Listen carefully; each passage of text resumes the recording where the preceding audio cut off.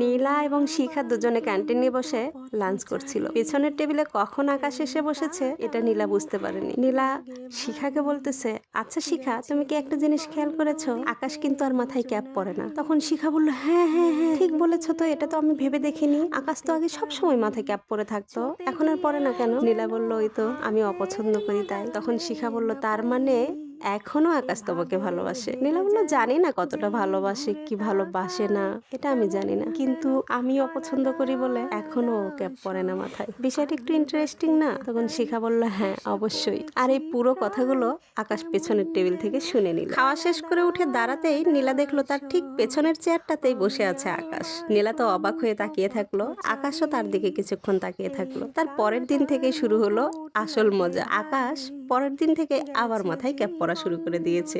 নীলা বিষয়টা দেখে প্রথমে কেঁদে দিয়েছিল, কিন্তু তারপর এখন নীলা স্বাভাবিক। সে এখন মনে মনে হাসে। নীলা মনে মনে ভাবে যে আকাশের কাছে এখনো তার প্রতিটা কথার কতটা গুরুত্ব। হোক সেটা ভালোবাসা অথবা ঘৃণা, গুরুত্ব তো আছে।